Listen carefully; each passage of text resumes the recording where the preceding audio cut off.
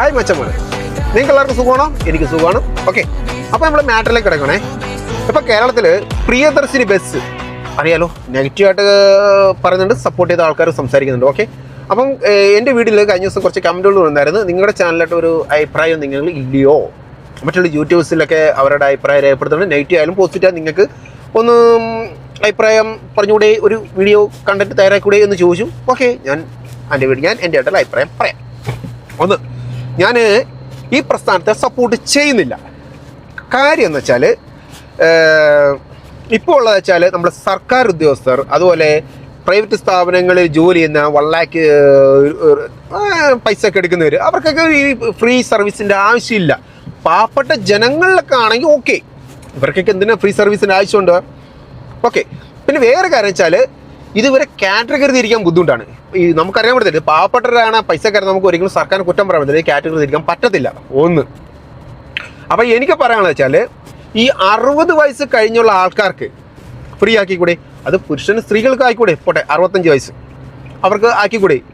പുരുഷന് സ്ത്രീകൾക്ക് ആയിക്കഴിഞ്ഞാൽ നമുക്ക് ഇപ്പോൾ പ്രൈവറ്റ് ബസ് നേരിടുന്ന ആ പ്രശ്നങ്ങൾ ഒരു പരിധി വരെ പരിഹരിക്കാൻ പറ്റും. ഇപ്പം പ്രൈവറ്റ് ബസ്സിനെ കുറിച്ച് നികുതിയൊക്കെ കുറച്ചിട്ടുണ്ടെന്ന് പറഞ്ഞാലും അതൊരു ചെറിയൊരു ആശ്വാസം ഒന്നുള്ളൂ. പക്ഷേ ഇപ്പോഴത്തെ ഉള്ള ആ പ്രസ്ഥാനത്തിന് തകർന്നുകൊണ്ടിരിക്കുകയാണ് ഈ സമ്പ്രദായം കാരണം.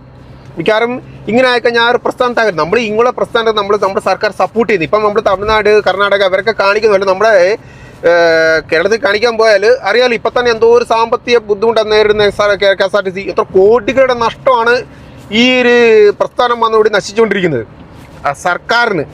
ഈ സർക്കാർ എന്ത് ചെയ്യും? ഈ കോടിയുടെ നഷ്ടം വീട്ടാൻ എന്ത് ചെയ്യും സർക്കാർ ചെയ്യുന്നത്? നമ്മുടെ കണക്കുള്ള പാവങ്ങളുടെ നികുതിയിൽ നിന്ന് അടിച്ചു മാറ്റും. ഓരോ കാര്യങ്ങളും പറഞ്ഞ് പൈസ അടിച്ചു മാറ്റും. അതാണ് ഈ സംഭവിക്കാൻ പോകുന്നത്. അവർ ആ വിധത്തിൽ ആ കോടികളുടെ നഷ്ടം അവർ നികത്തും. പക്ഷെ അവിടെ നഷ്ടം നമുക്കാണ്. അത് നിങ്ങൾ ചിന്തിക്കണം, കുറച്ച് ചിന്തിക്കണം. ഓക്കെ, അപ്പോൾ എൻ്റെ ഒരു അഭിപ്രായം വെച്ചാൽ ഈ 60 വയസ്സ് കഴിഞ്ഞാൽ സ്ത്രീകൾക്കും പുരുഷന്മാർക്കില്ലേ, പുരുഷന്മാർക്ക് എന്തുവാ ഈ സ്ത്രീ, അതായത് ഈ നമ്മുടെ സമൂഹത്തിൽ ഒരു പ്രശ്നമുണ്ട്, എപ്പോഴും സ്ത്രീകൾക്ക് വേണ്ടിയാണ് മുൻഗണന. സ്ത്രീ എന്ത് പറയുന്നത്? സ്ത്രീ അത് മാറ്റി സ്ത്രീക്കും പുരുഷനും തുല്യ നീതി കൊണ്ടുവരണം അല്ലേ? അത് എൻ്റെ ഒരു ഒപ്പീനിയനാണ് കേട്ടോ. അപ്പോൾ ഇത് കാരണം കഴിഞ്ഞ ദിവസമൊക്കെ എന്താ സംബന്ധിച്ച് ഒരു ബസ്സിൽ കയറി സ്ത്രീകൾ, അതായത് നമ്മൾ പുരുഷന്മാരെ പൈസ കൊടുക്കുകയും ചെയ്യണം, നമുക്കിപ്പോൾ ഇരിക്കാൻ സീറ്റും ഇല്ല. അതാണ് നമ്മുടെ പുരുഷന്മാരുടെ അവസ്ഥ. എന്നിട്ട് സ്ത്രീകൾ അവിടെ തോന്നിയ ദിവസമൊക്കെ കാണിച്ചു, ആ ബെല്ലൊക്കെ അടിച്ച് പൊട്ടിച്ച് കഴിഞ്ഞ ദിവസം KSRTCയിൽ എന്ത് പ്രളയം കാണിച്ചു വെച്ചിരിക്കുന്നത്? അവർ ഒരു വല്ലാത്ത ഇതായിട്ട്, ഞാൻ സ്ത്രീകളെ എല്ലാ സ്ത്രീകളെ അടച്ച് അപേക്ഷിക്കുമല്ല, ഞാൻ ഉള്ള കാര്യങ്ങൾ പറഞ്ഞു. പക്ഷേ ഇതിനകത്ത് സ്ത്രീകൾക്കും പുരുഷനും തുല്യ നീതി ആയിരിക്കണം. ഓക്കെ, അപ്പം ഞാൻ അതെല്ലാം പോട്ടെ. അപ്പം കാര്യം വെച്ചാൽ 60 വയസ്സുള്ള സ്ത്രീകൾക്കും പുരുഷനും ഒരു നീതി കൊണ്ടുവരിക. സർക്കാർ ഉദ്യോഗസ്ഥർക്ക് കൊടുക്കേണ്ട ആവശ്യമില്ല. അവർക്ക് പെൻഷനും കാര്യങ്ങളും കിട്ടും, അവർക്ക് ഫ്രീ കൊടുക്കേണ്ട ആവശ്യമില്ല. ഇത് കഴിഞ്ഞാലും ഒരു 60 വയസ്സ് സ്ത്രീകളും പുരുഷനും ഫ്രീ കൊടുത്തു കഴിഞ്ഞാൽ ഓക്കെ, ഞാൻ സപ്പോർട്ട് ചെയ്യാം. ഇപ്പോൾ ഉണ്ടാകുന്ന പ്രൈവറ്റ് ബസ്സിലുണ്ടാകുന്ന പ്രശ്നങ്ങളൊക്കെ ഒരു പരിധിവരെ പരിഹരിക്കാൻ സാധിക്കും. അതുകൊണ്ട് ഞാൻ ഈ പ്രിയദർശിനി എന്ന സിസ്റ്റത്തെ ഞാൻ ഒരിക്കലും സപ്പോർട്ട് ചെയ്യുന്നില്ല. 60 വയസ്സുള്ള, ഞാൻ വീണ്ടും പറയാം, 60 വയസ്സുള്ള പുരുഷന്മാർക്കും സ്ത്രീകൾക്കും ഈ സമ്പ്രദായം കൊണ്ടുവന്നാൽ ഇത് ഞങ്ങൾ സപ്പോർട്ട് ചെയ്യും. ഇത് സ്വകാര്യ മേലിൽ സപ്പോർട്ട് ചെയ്യുന്നുണ്ട് ഈ കാര്യത്തിൽ. ഓക്കെ, ഇനി മറ്റൊരു വീഡിയോ ആയിട്ട് വരുന്നത് ചിന്ന. Check this out.